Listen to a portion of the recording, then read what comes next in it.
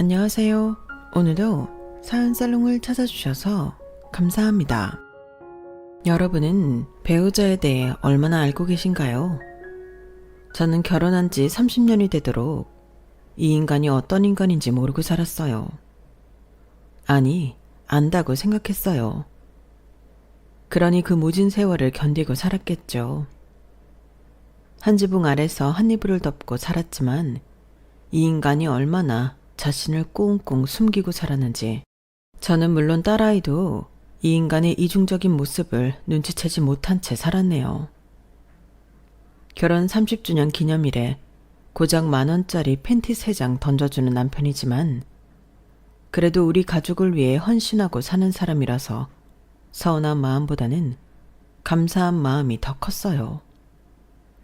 그런데 그런 제 가슴에 비수를 꼽을 줄 누가 알았겠어요. 사연을 적으려니 또다시 감정이 복받쳐 오르지만 최대한 감정을 추스르고 적어볼게요. 딸들은 배우자를 고를 때 자기 아빠와 비슷한 남자를 고르게 된다고 하잖아요. 저도 어느 정도는 그랬던 것 같아요. 제 친정아빠는 30년간 은행원으로 사셨어요. 지금이야 은행원이라고 하면 직업 좋다는 말들을 하지만 저희 아빠가 그 일을 시작할 때만 해도 박봉에 시달리는 그저 그런 직업에 불과했어요.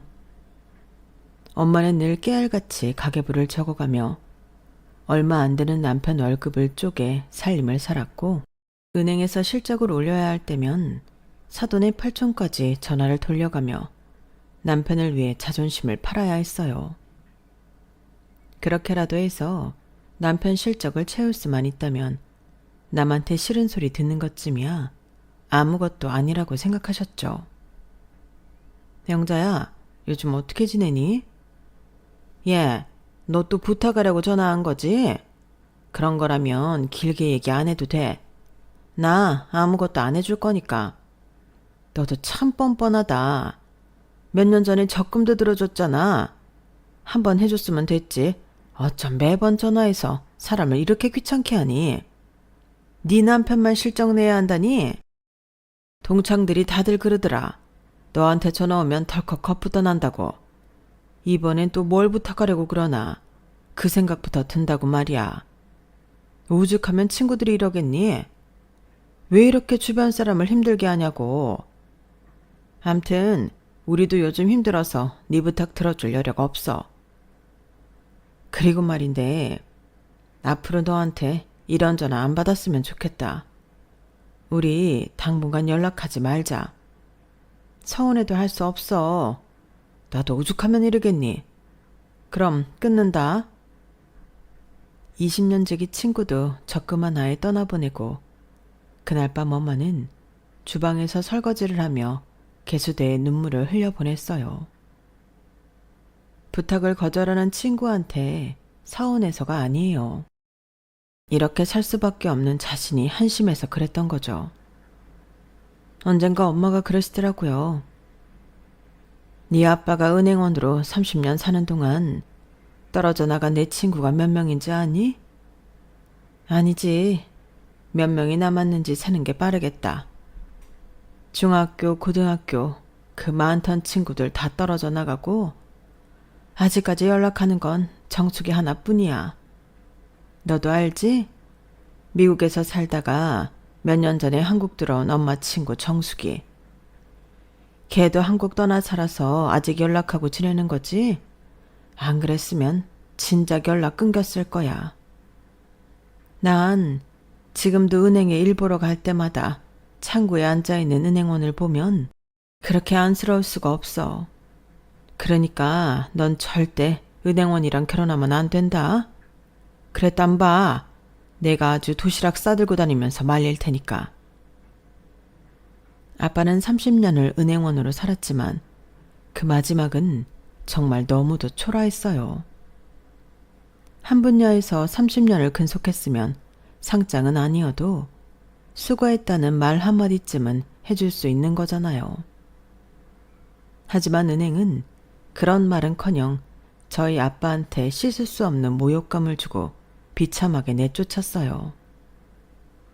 정리해고 대상에 올랐지만 제가 결혼을 앞두고 있던 터라 아빠는 어떻게든 책상을 지키려고 하셨고 은행은 그런 아빠를 무슨 수를 써서라도 내쫓으려 했거든요.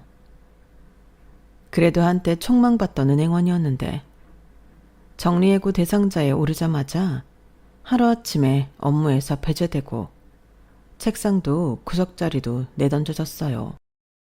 어제까지도 퇴근길에 같이 술잔을 기울이고 점심도 함께 먹던 동료들은 아빠를 투명인간 취급을 하기 시작했고요.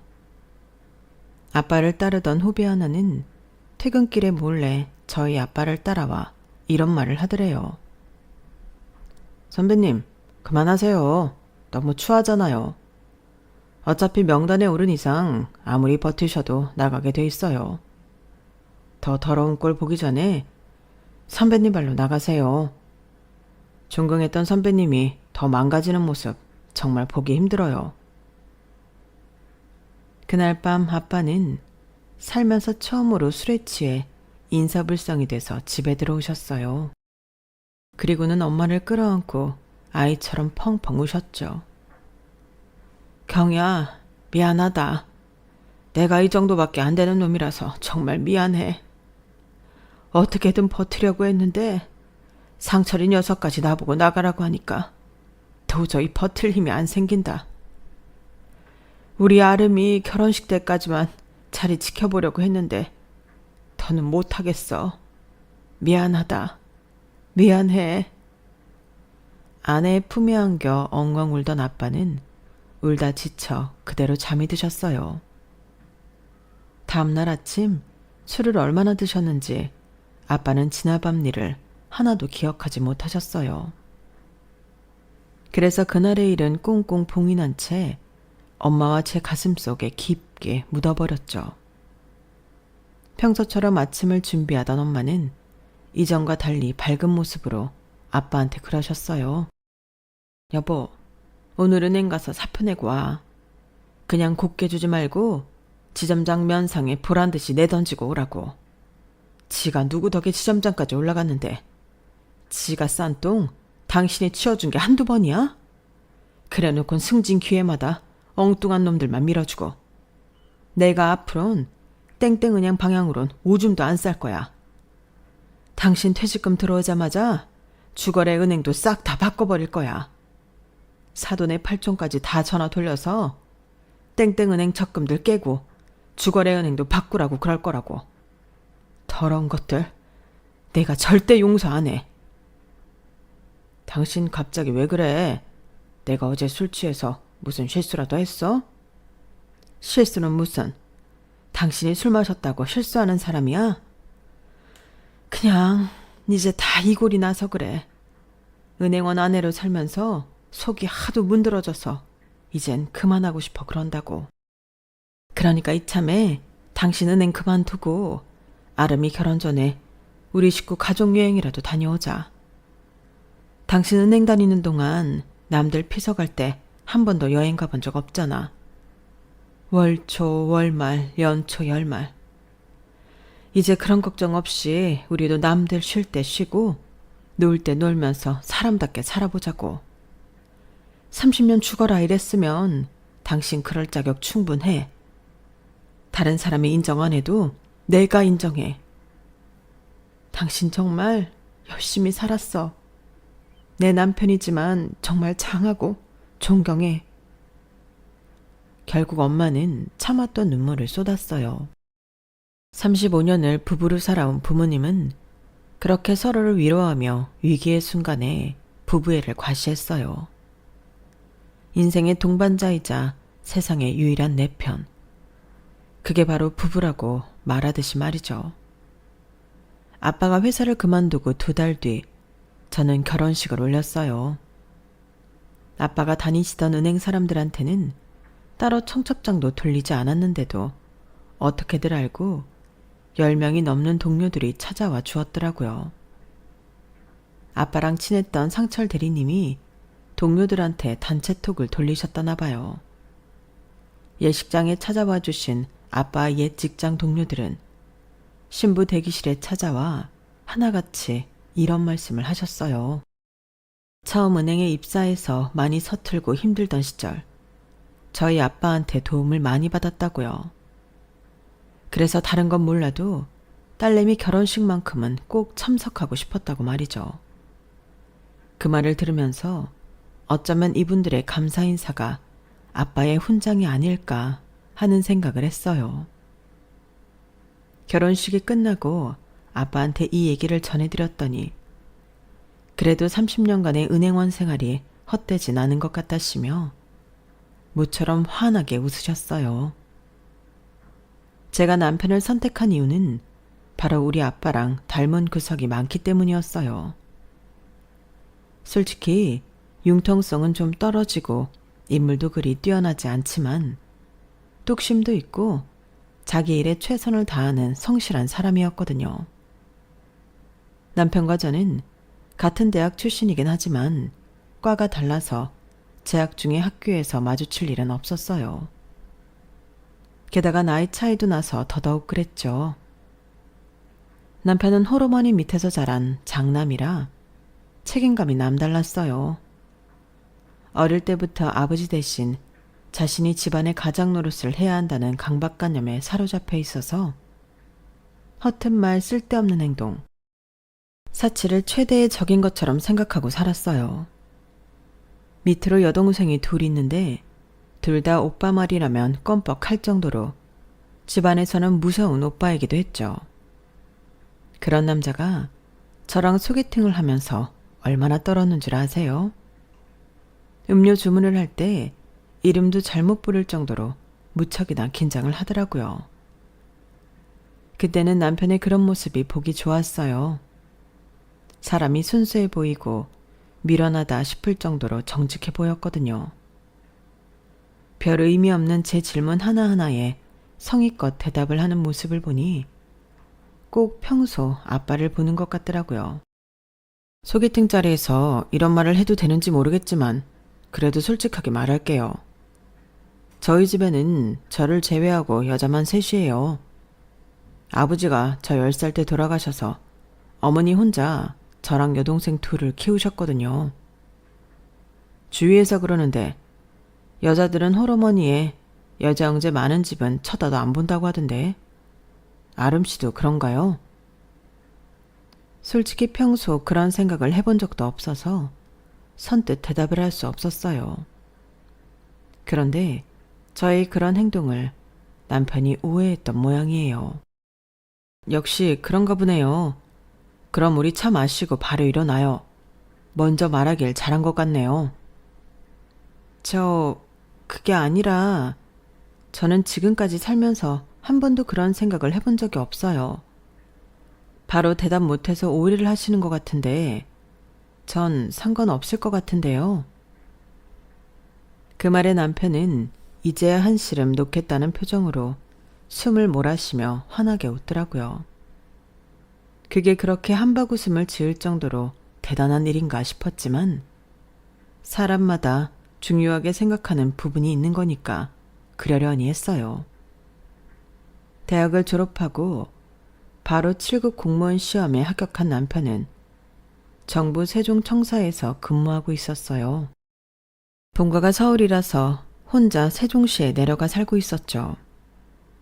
이번 소개팅은 남편과 같은 부서에서 근무하는 동료가 주선한 건데 그분이 제 친구 오빠거든요. 제가 연애도 않고 집과 직장만 오가는 몸이 건조한 생활을 하자 친구가 특별히 자기 오빠한테 부탁을 한 거였죠. 그러니 직장도 사람 됨됨이도 어느 정도 검증이 된 사람이기도 했어요. 제 나이가 20대 후반이었고 남편이 30대 초반이라서 단순히 연애만을 목적으로 만들어진 자리는 아니었죠. 둘 다 당장 결혼을 해도 이상하지 않을 나이였으니까요.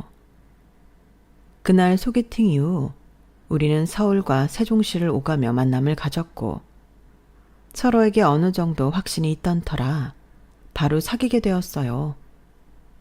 저희 부모님도 남편 직업이 7급 공무원이라고 하자 괜찮은 사람 같으면 잘 만나보라고 하셨고요. 아무래도 공무원이라는 직업이 타 직업군에 비해 안정된 직업이라서 부모님께서는 마음이 놓이셨던 모양이에요.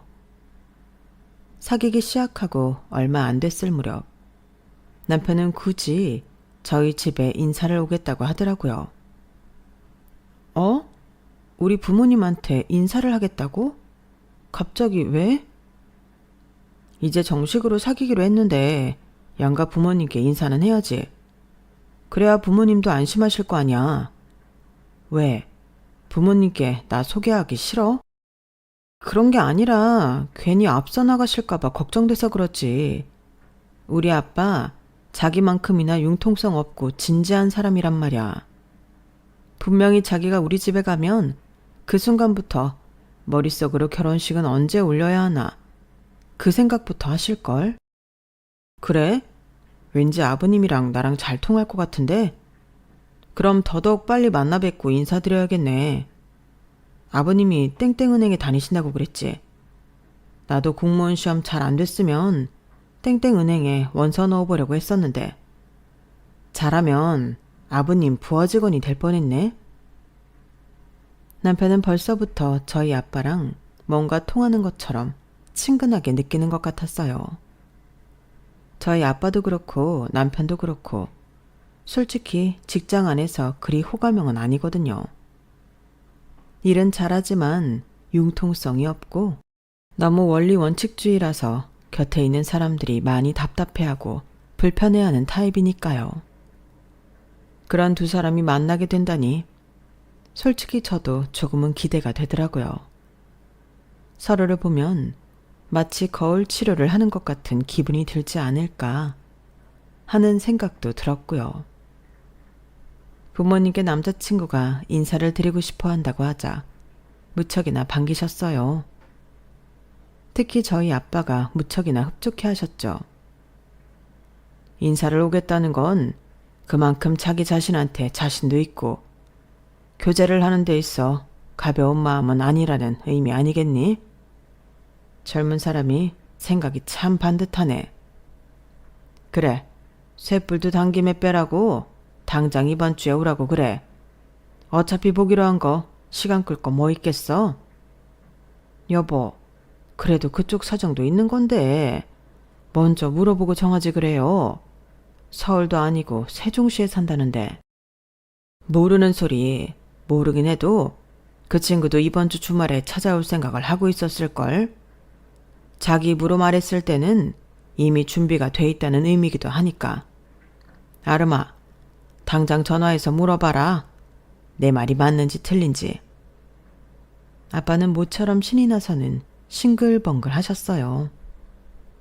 방에 들어와 남편한테 전화를 했더니 대뜸 이번 주말에 가도 되냐고 그러는 거 있죠. 누가 닮은 것 아니랄까봐 생각하는 것도 두 사람이 똑같더라고요. 그 주 주말 남편은 점심때쯤 저희 집에 도착했어요.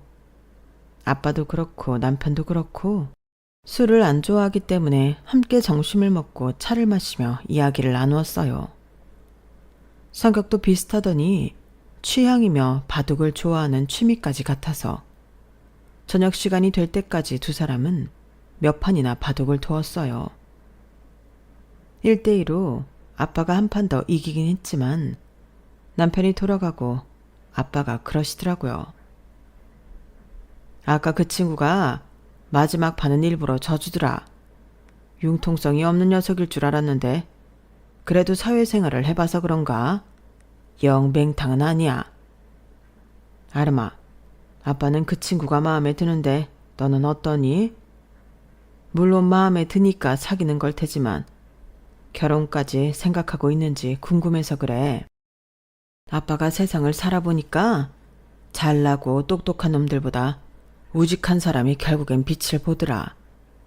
모르긴 해도 그 친구랑 결혼하면 여자 문제로 고생을 하거나 엄한 데 투자해서 빚더미에 앉는 일은 없을 것 같아.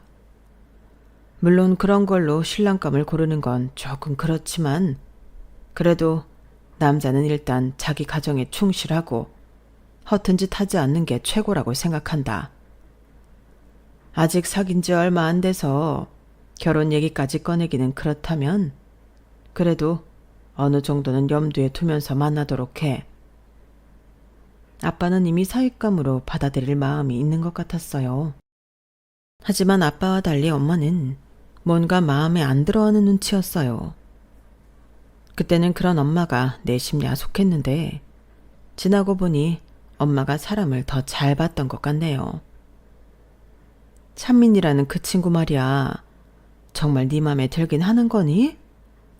지금은 사귄 지 얼마 안 돼서 네가 제대로 판단을 못하는 걸 수도 있잖아. 네 아빠는 무척 마음에 들어하는 것 같은데 나는 글쎄다. 엄마, 그게 무슨 소리야. 언제는 아빠 같은 남자 만나라고 그러더니 왜 이제 와서 딴 소리야? 네 아빠랑 닮은 구석이 없다고는 할 수 없지만 내가 보기엔 네 아빠랑은 다른 것 같아. 뭐랄까, 이상하게 음원한 구석이 있다고 해야 하나? 콕 집어서 뭐라고 할 수는 없는데 아무튼 좀 찜찜해. 아직 결혼 얘기가 오가는 것도 아니고 단순히 사귀는 단계니까 천천히 알아가는 게 좋을 것 같단 얘기야. 사위사랑은 장모라는데 우리 집은 그 반대였어요. 처음 사귀기 시작했을 때도 그렇고 1년 반가량 연애를 하고 결혼을 하겠다고 했을 때에도 엄마는 왜인지 반기는 기색이 아니었어요. 뭐가 그렇게 싫으냐고 물으면 정확히 대답을 하지도 못하면서도 그냥 감이 안 좋다는 말만 되풀이하셨어요. 하지만 저랑 아빠가 결혼을 밀어붙이는 바람에 엄마 의견은 밀리고 말았어요.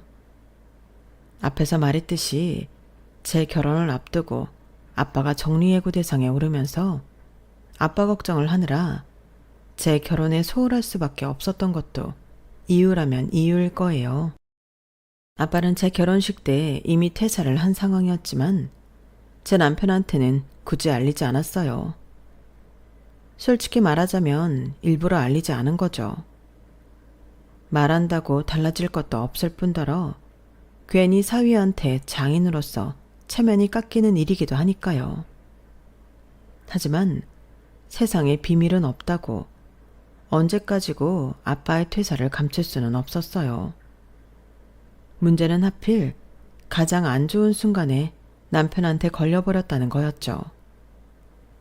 제 결혼식을 치를 때까지도 재취업을 하지 못한 아빠는 궁여지책으로 친구분이 하는 세차장에서 아르바이트를 하셨는데 업무차 서울에 교육을 받으러 왔던 제 남편과 마주치게 되었거든요. 장인어른, 아니 이 시간에 여기서 뭐 하시는 거예요? 오늘 휴무날도 아니잖아요. 생각지 못한 곳에서 사위와 마주친 아빠는 둘러댈 겨를도 없이 낭패감이 표정에 그대로 드러나 버렸어요. 천성 자체가 거짓말을 못하는 아빠였기에 결국 사위한테 퇴사 사실을 고백하고 말았죠. 그날 집에 돌아온 남편은 제게 그러더군요. 당신 장인어른 퇴사하신 거 나한테 왜 말 안 했어? 난 그런 줄도 모르고 장인어른 계신 지점으로 대출 신청하러 갈 뻔했잖아. 도대체 언제 퇴사하신 거야? 설마 쫓겨난 건 아니지? 내가 장인어른한테 직접 물어볼까 하다가 아무래도 대답하기 곤란하실까봐 당신한테 묻는 거야. 명태야? 아니면 정리해고?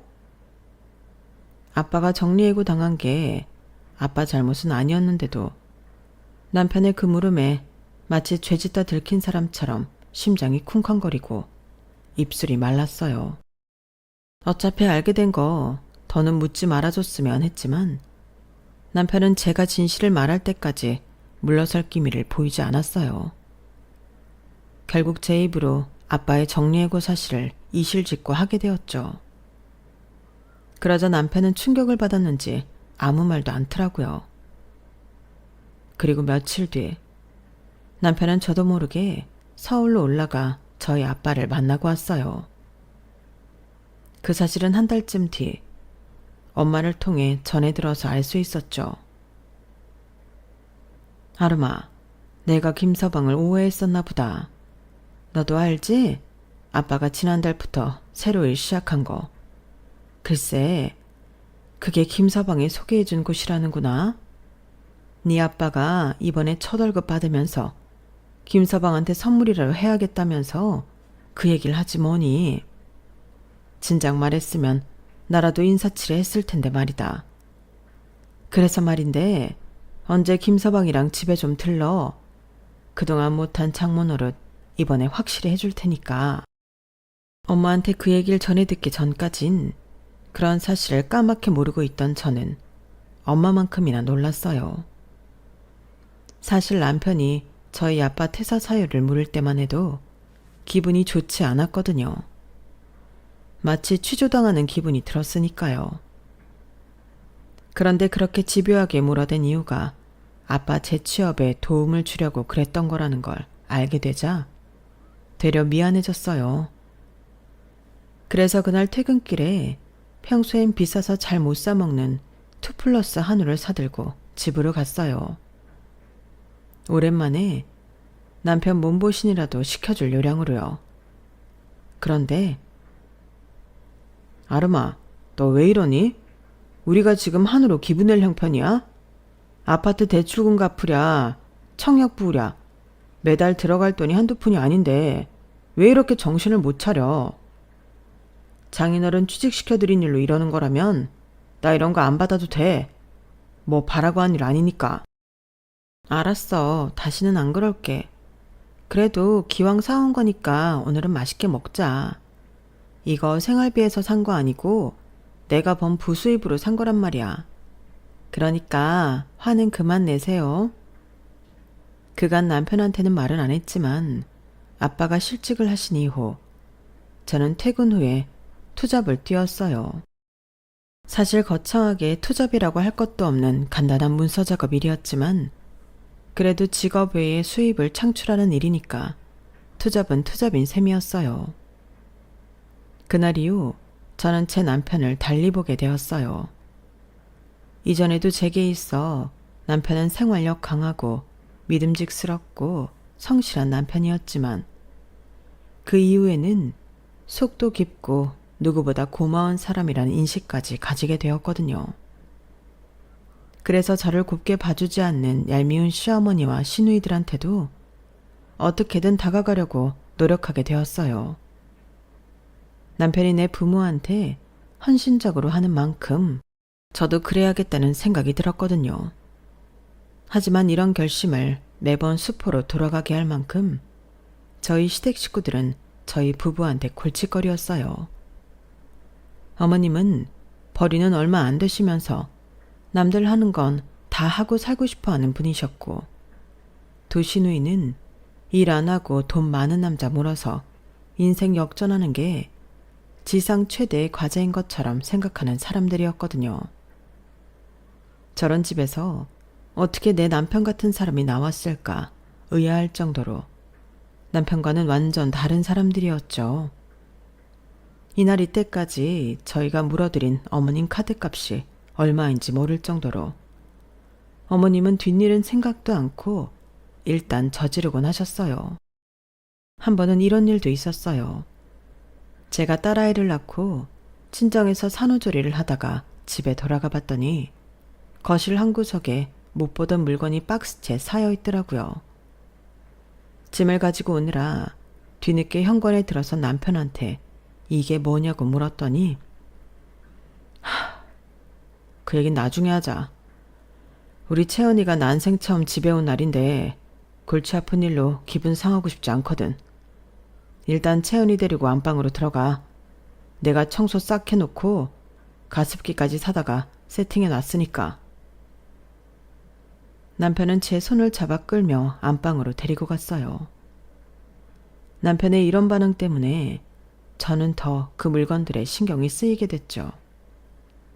그래서 그냥 말해보라고 목소리를 높였더니 글쎄 뭘 하는지 아세요? 어머니가 다단계에 걸려서 물건을 좀 사들이셨어. 옥장판이라고 하는데 박스를 풀어보니까 돈을 줘도 안 가져갈 정도로 처참한 물건이더라고. 실적 올린다고 10개나 사셨다는데 이걸 누구한테 팔겠냐고. 내가 가져가서 반품해보려고 했는데 반품 불가 상품이라고 안 된다고 그러잖아. 뭐? 그럼 어떡해? 그래도 너무 걱정하지 마. 내가 소비자보호센터랑 관련 부처에 도움을 청해놨으니 곧 해결될 거야.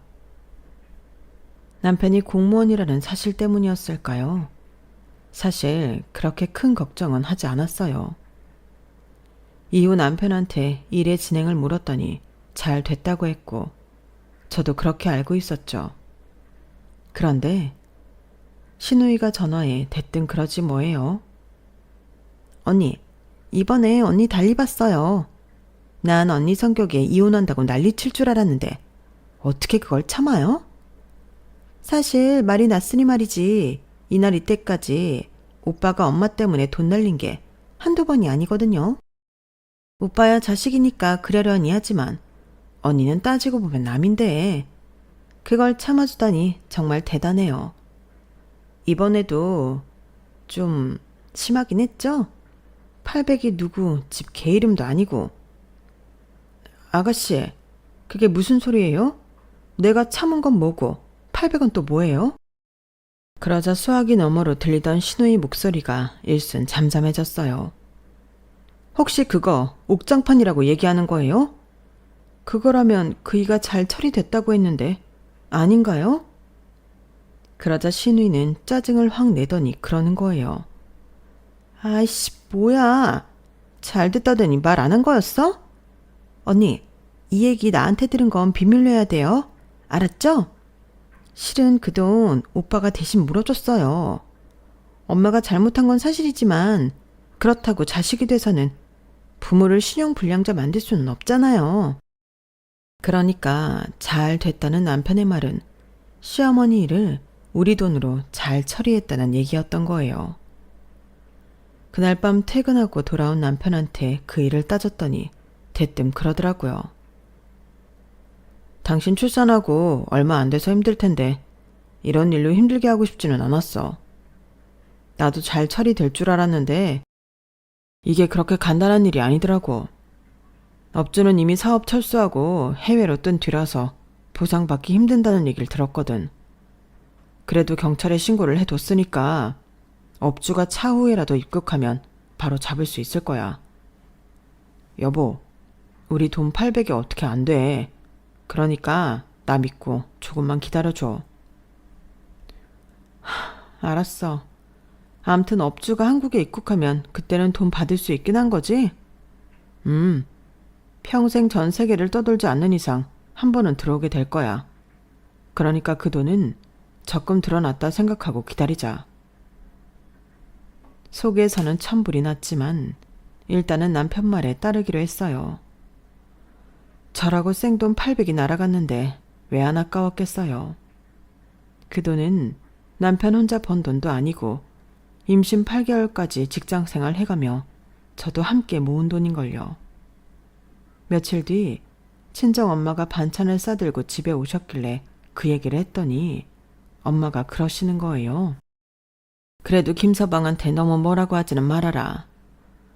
너도 너지만 본인 속은 오죽하겠니? 네 시어머니는 밉지만 그래도 김서방 생각하면 참아야지 어쩌겠어. 네 아빠 은행에서 나오고 지금 회사에 들어갈 수 있었던 건 누가 뭐래도 김서방 덕분 아니니? 그 덕에 너도 우리 걱정 안 하고 살 수 있는 거고. 일단 김서방 말대로 돈 묻어뒀다 생각하고 잊어. 그게 편해. 내 편을 들어줄 줄 알았던 엄마는 의외로 제 남편 마음부터 헤아리려 하셨어요. 아빠가 사위 덕에 재취업을 하신 뒤로는 늘 이런 식이었죠. 그래도 엄마 말이 틀린 것 같지 않아서 저도 그 일은 마음에서 접으려고 했어요. 30년을 남편과 살아오면서 크고 작은 일들이 얼마나 많았겠어요. 특히 저희 시어머니는 돌아가시는 그날까지도 우리 부부 속을 엄청 썩이셨어요. 잊을만 하면 돈 사고를 치셨거든요. 지인들과 함께 개를 들면 갯돈을 뜯기고 새로운 일을 시작하면 어김없이 다단계나 사기에 연루된 일이고 남자를 만나면 하나같이 꽃뱀에 가까운 놈들이니 따지고 보면 어머님 인생도 어떤 면에선 참 기고했어요. 어머님만 사고를 치면 그래도 낫겠는데 두 시누이는 또 얼마나 우리 속을 썩였게요. 큰 시누는 보는 눈이 없는 건지 매번 이상한 놈들만 만나서 야밤에 연락받고 경찰서로 달려간 게 한두 번이 아니었어요. 그러다 30을 앞두고 결혼을 했는데 반년도 못 살아 사니 못 사니 난리를 치다가 결국 1년도 안 돼서 이혼을 하게 되었죠. 그 후로도 남자 문제로 시끄러웠는데 지금은 재혼해서 베트남 호치민에서 살고 있어요. 작은 시누이는 그나마 속을 덜 썩인 축에 속해요. 자기 언니처럼 남자 문제로 힘들게 하지도 않았고 어머님처럼 돈 문제로 우리를 괴롭히지도 않았으니까요. 다만 성격이 어두워서 사람들과 잘 사귀지 못하고 늘 혼자 지낸다는 게 문제였죠. 그러다 보니 취직할 때도 얼마나 힘들었나 몰라요. 다행히 작은 회사에 격리로 들어가서 자기 밥벌이는 하고 사니 다행이긴 했죠. 30년이란 시간이 흐르는 동안 남편은 정말 한결같이 가정에 충실하고 든든한 가장이자 아빠로 살았어요. 제 친정 아빠가 세상을 떠나셨을 때도 남편은 상주 노릇을 해주었고 저희 엄마가 요양원에 들어갈 때도 남편이 저를 대신해 모든 수속을 다 밟아주었어요. 그래서 조금도 의심을 하지 않았어요.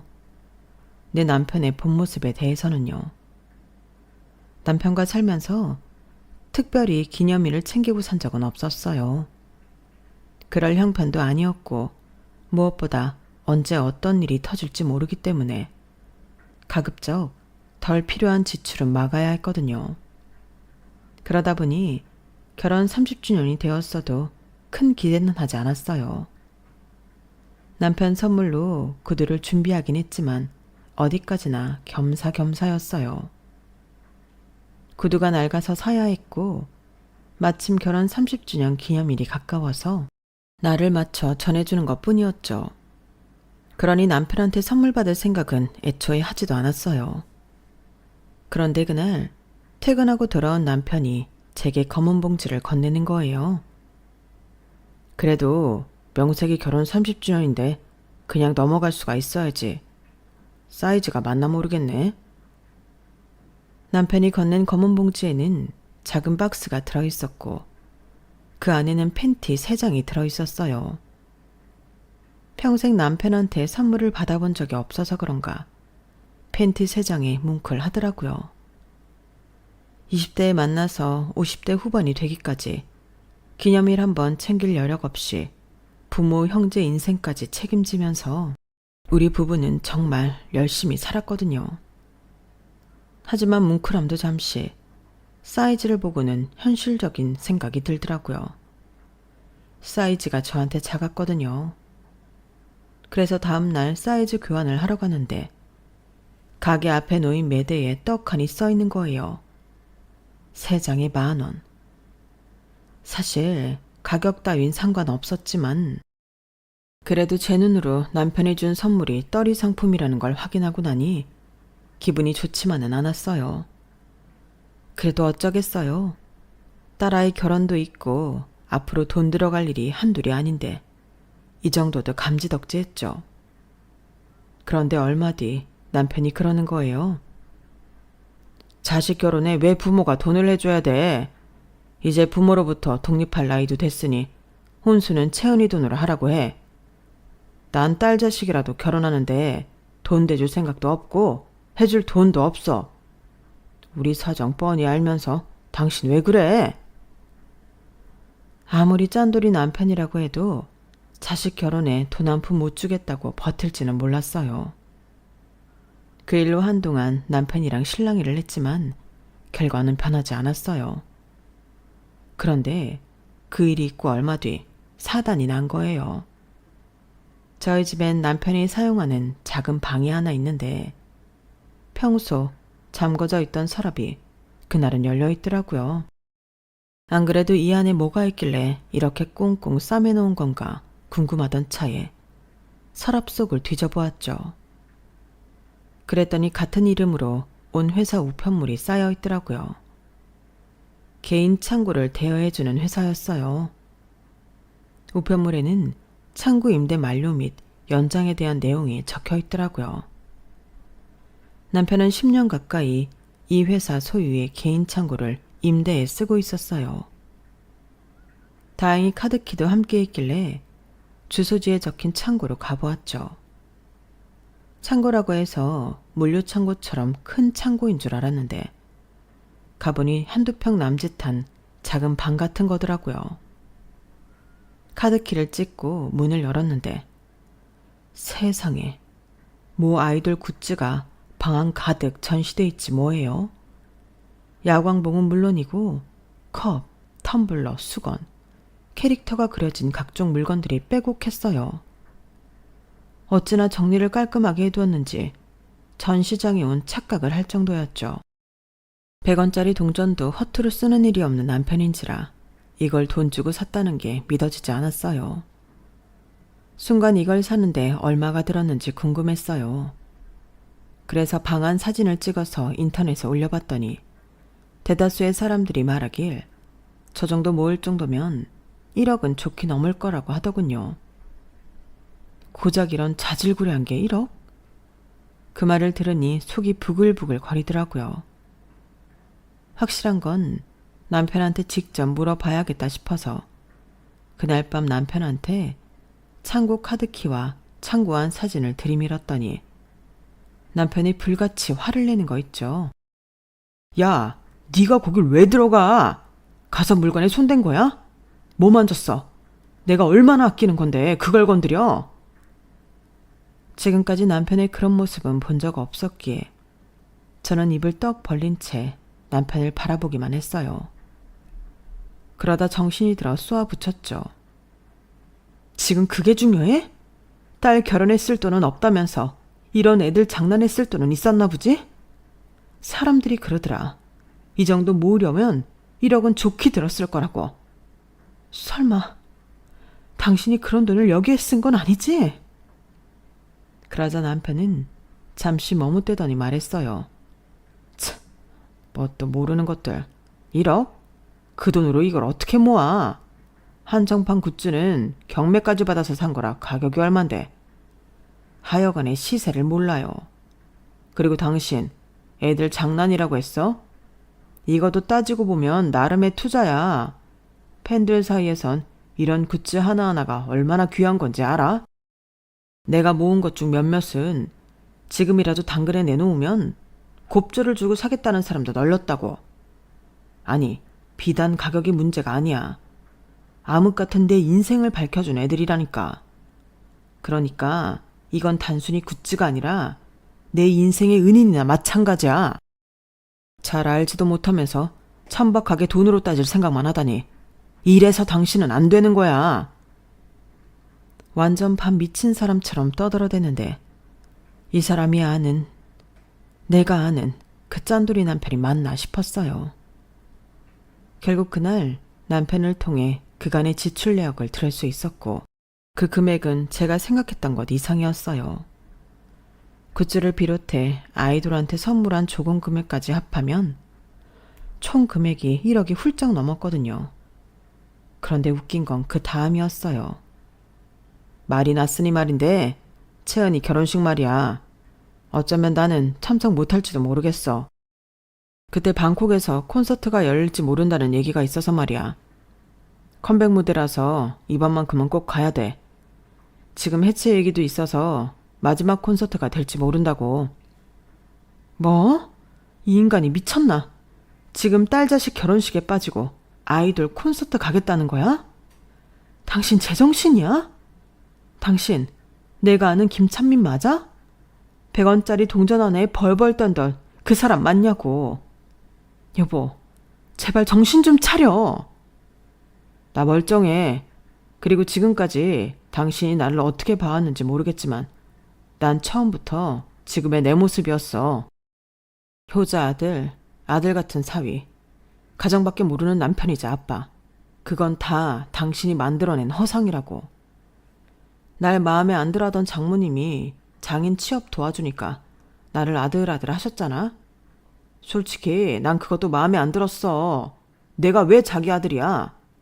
난 그저 장인이 실업자가 되면 우리 함께 기댈까봐 그게 두려워서 자리를 알아봐 준 것뿐이라고. 애초에 내 부모한테도 일말에 정이 없는 내가 장인 장모 생각을 하겠어? 어림도 없지. 인생은 독고다이야. 나 외엔 아무도 믿을 필요 없고 유의할 필요도 없는 거라고. 그러니까 당신도 똑똑히 알아둬. 앞으로도 나한테 기댈 생각 말고 스스로 살아갈 생각하라고. 난 퇴직하면 그날로 내 인생 찾아 떠날 거니까. 당신은 당신 인생 살아. 지금까지 나 할 만큼 하고 살았잖아. 더는 내 부모 형제며 당신이랑 딸 자식 때문에 시살리며 살고 싶지 않아. 퇴직하면 매달 나오는 연금으로 내가 좋아하는 아이돌 덕질도 실컷 하고 먹고 싶을 때 먹고 자고 싶을 때 자면서 내 마음대로 살 거라고. 그러면서 남편은 퇴직 후 자신이 받을 연금에 내 몫은 없는 거라며 저는 저보고 알아서 살아가라고 했어요. 결혼 30년 만에 알게 된 남편의 진심 앞에서 저는 망연자실할 수밖에 없었어요. 그동안 자기 가족들 뒷바라지하고 살 땐 가족은 공동체라고 떠들던 인간이 자기 연금은 자기 몫이라고 못 박는 거 보니까 정남이가 떨어지더라고요. 그래서 이혼을 결심하게 되었어요. 나는 나, 너는 너라고 생각하는 인간과 더 살아봐야 좋을 게 없을 것 같았거든요. 결국 딸아이 결혼식도 올리기 전에 이혼 소송부터 시작한 저는 6개월가량 이어진 소송 끝에 재산 분할과 약간의 위자료, 그리고 앞으로 받게 될 남편의 공무원 연금 중 반을 받게 되었어요. 당연히 남편은 안 된다고 길길이 날뛰었죠. 자기가 이래서 받게 되는 연금인데 왜 저한테 반이나 줘야 하냐고요. 그동안 우리 부부가 공동으로 이룬 재산에서 자기 부모 형제들한테 들어간 돈이 엄청나다는 건 전혀 고려하지 않은 채 말이죠. 결혼을 앞둔 딸아이한테는 미안했지만 그래도 이게 최선인 것 같았어요. 결국 남편은 딸아이 결혼식에 오지 않았어요. 아이돌 콘서트가 없었음에도 말이죠. 지금 이렇게 제가 살아온 일을 적다 보니 그때 일이 떠올라 또 화가 치밀지만 오늘을 기점으로 털어버리려고 해요. 그래야 저도 살 수 있을 것 같거든요. 어리석은 남편은 지금까지 자신이 잘해오고도 마지막을 엉망으로 만들었지만 저는 그러지 않을 생각이거든요. 저는 내 인생도 챙기면서 딸아이의 엄마로, 내 사위의 장모로, 3개월 뒤면 태어날 손주의 외할머니로 끝까지 성실하게 살아날 생각입니다. 모든 게 그렇겠지만 내 인생의 시작만큼 끝도 중요한 거니까요. 지금까지 제 사연을 들어주셔서 감사합니다. 항상 많이 행복하시고 많이 건강하세요. 여러분, 사연 댓글에 응원과 현명한 조언 부탁드려요. 좋아요와 구독은 저에게 큰 힘이 됩니다. 오늘도 좋은 일 가득하세요.